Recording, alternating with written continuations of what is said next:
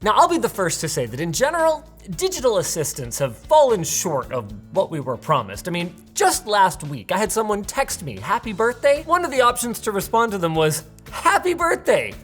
You're guessing they're my twin? However, the new Tensor G5 processor in the Google Pixel 10, along with some of their onboard, that's right, locally processed AI features, actually looks pretty compelling. I'm talking prompting you with stuff that you might find useful or interesting.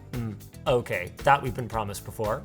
But on device, and more interestingly, live translation of phone calls processed on device in the natural voice of the caller? Okay, now you've got my attention. Inside the eco-friendly packaging, you find a whole lot of not much. A SIM removal tool, a little bit of documentation. Remember when they used to have audio adapters and power bricks, phone cases, stickers? Of course, that's not what you were here for. You were here for the Pixel 10, and wow, it's a Pixel. On the back, we're greeted with our very first 3-camera design for the regular non-Pro. Beep, beep, beep.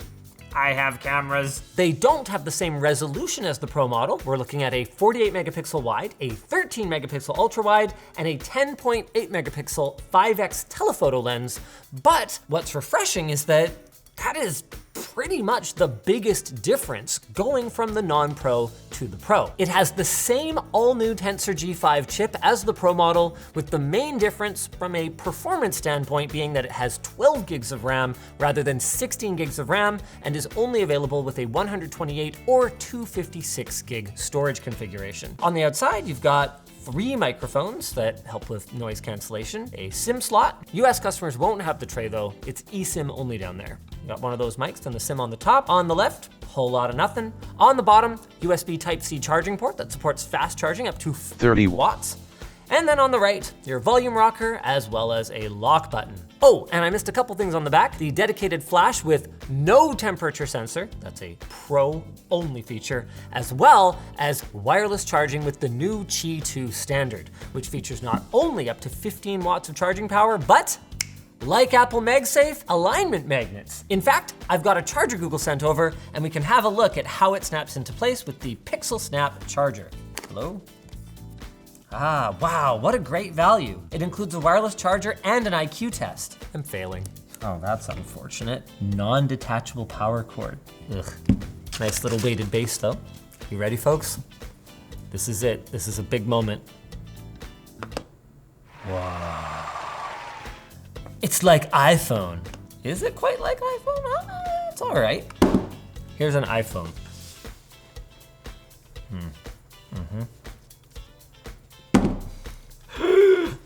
Like, is it just that this Moment accessory has stronger? Oh, it is. Okay, all right. Whew, that was gonna be pretty embarrassing. Of course, magnetic performance isn't the only performance that we wanna know about. Hello there. I'm John Labs, and I'm here to give you mixed news about the Pixel 10. Compared to last year's phones, the Pixel 10 was able to increase its benchmarking speeds by 30% in single-core performance and nearly 40% in multi-core performance, which means daily tasks when using your phone will feel mighty zippy if you're coming from an older Pixel. But in GPU performance, the Pixel 10 actually performs a little bit worse, with it only achieving 93% of the score the Pixel 9 was able to get. Odd. Unfortunately, when compared with another recently released phone like the S25 Edge, things fall apart, with the Pixel 10 only achieving 87% of the single-core performance, 65% of the multi-core performance, and only 55% of the GPU performance with the S25 Edge in its light performance mode. In stress tests, things are even more middling, with the Pixel 10 hitting its peak performance with a 24% increase in score compared to the Pixel 9 series, but only a 5% increase in average performance overall. And again, when compared to the S25 Edge, it only hits 63% of its score. Ouch. Thanks, guys. Now, before we start poking around in the software, firing up the camera, listening to Crab Rave, all that good stuff, there is one more performance conversation that I wanted to have. In fact, I was so confused by this that I had to check the spec sheet twice. Instead of keeping Wi-Fi 7 like we had in the last generation Pixel 9 family, Google's gone back to Wi-Fi 6E, which, to be clear, I don't think is a huge deal in terms of performance. I mean, I'm not downloading Linux ISOs on my phone. It's just not something that I recall ever seeing before. And Bluetooth at the same time is getting a big upgrade from Bluetooth 5.3 with the Pixel 9 to Bluetooth 6.0, which offers better security as well as much better location tracking, which is a big deal because I don't know about you guys, but for me, Apple's Find My network for device tracking is kind of a big deal. Now let's poke around. Yeah, it's almost as smooth as I would expect from a 60 to 120 hertz display. It's nice to at least have a high refresh rate display on your non-pro device, Apple. And I will open up the camera, but first I gotta tell you about our sponsor, dbrand, who's showing off their Grip Case, a customizable phone case that can be kitted out with any of the overpriced tape that dbrand sells, like this white Damascus, which I currently happen to also have installed on my car. They were trying to troll me with it, and I'm just like, dude, what are you even talking about? This looks amazing. Installation of the Grip Case is so easy that anyone can do it. You just do that, and then boom, no more hideous camera bump. Wow! And there's more to love about it. The Grip Case is, as advertised, extremely grippy and extremely rugged, helping to protect your device from incidental drops and bumps. And the best part is if you want full body protection, you can save 15% by bundling the Grip Case with one of dbrand's Prism screen protectors. The Prism comes with this super cool installation tray that guarantees a flawless application every time, and each order includes 2 screen protectors just in case you can't read instructions. If you want to take advantage of this bundle deal, just head over to IamVeryShort.com. All right, there's a few things it wants me to enable in the camera. Motion photos, so that's the little snippet of motion. This was actually kind of a big deal for my wife. She loved it about the iPhone, so it's cool to see Samsung and Google having those features enabled on their phones. As well as Top Shot, which takes a few shots when you got a bunch of people in the shot, and then Auto Best Take, which takes the best one of those top shots. There's lots of other camera features, including ones that use AI both in the cloud as well as locally to do things like coaching you to find the best angle and lighting, as well as taking a picture and being in it too. As always, my expectations of the camera are extremely high. I mean, it might not be the Pro, but it is a Pixel. Processing, excellent. Dynamic range, excellent. I mean, look at how well it handles the studio light and the dark background.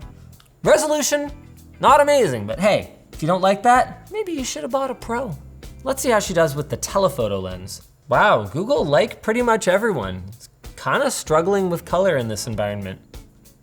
When adequately lit, it's a lot better, but again, not the resolution of the Pro. Hey Reese, wanna be in a picture with me? Boy, do I. Stand more that way.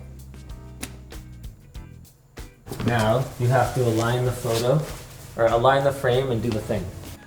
I hate this. Okay.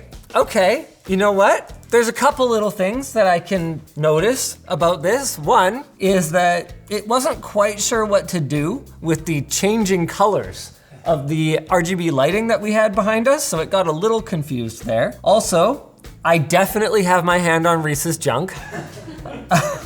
I'm not 100% sure if this is quite to size scale. The scale is perfect.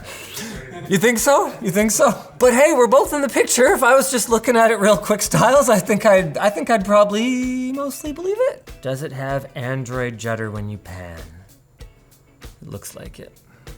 Oh, this is a nice little feature I've been enjoying lately on my Android phones. Even when you have the portrait lock enabled, if it detects that you're watching video, it'll give you a little, hey, would you like to rotate it? And you do that. Yes, I would. Apple might have it too, I literally don't know, but I do like that. Why is nothing as good as an iPhone? But overall, this is pretty decent given what a challenging situation this is. They've found a really good balance of maintaining stability, but also allowing the camera to pan rather than kind of trying to lock it on and then going, oh shoot, we're moving. Actually not bad. How's the selfie camera though? 10.5 megapixels. Is that enough megapixels? The answer is yes. That's as close as I need to get to my wrinkles. Good job, Google. Oh yeah, it's pretty wide too. You could fit all kinds of other people in there. Like if you had friends. I don't, but you might. Let's fire up some YouTube. That I have. Amplified earpiece and already very full, rich sound. Tier 1 mobile devices have truly gotten remarkable in terms of their audio quality. Like, why do people buy Bluetooth speakers anymore? Did I say tier 1? I meant tier 2.9. Maybe the Bluetooth speaker manufacturers are safe for now. I'm watching this before the labs team has actually had a chance to measure the display, but what I do know is that Google claims 2,000 nits of brightness in HDR and 3,000 nits peak brightness using auto brightness outside of video playback, which is very good, very modern, and looks fantastic under their Victus 2 glass cover. Let's have a look at how the lab's results came in. Hello again. When it comes to screens, Google clearly likes to flex, as we were regularly able to surpass their claimed peak brightness with us measuring a peak luminance of 3,409 nits in HDR, which is 29% brighter than last year's Pixel 9. Sheesh. Don't worry, if you're not into that newfangled HDR technology, you'll still see 3,302 nits in SDR, which is a 20% increase over the Pixel 9. Both of these results also totally trounce the S25 Edge if you're wondering. So if you only watch videos outside in the sun, maybe this phone's for you. When it comes to battery life, the Pixel 10 was able to get 17.5 hours of battery life, which sounds like plenty, but is actually an hour and a half less than last year's phone and is not really competitive with phones like the S25 Edge, which is much thinner. And that's all from me. Now it's time to talk about AI. Obviously, there's the in-cloud AI features. You've got an Ask Gemini button right front and center on the home screen. Seriously? Oh, it's for ShortCircuit. AI really is getting smart. Anyway, the point is, it's packed full of AI features that Google's shown already, like their theft detection, as well as their ability to detect suspicious calls and text. But one of the ones that I am most interested in is the new live translation feature that apparently happens on device. Are we able to like try that? Hello? Is that really how you say hello in Japanese? Konnichiwa. Daijoubu desu ka? Hello, use live translate. Live translate. This is what I hate about features that are supposed to work automatically. Ganbatte. What's the point of this damn thing?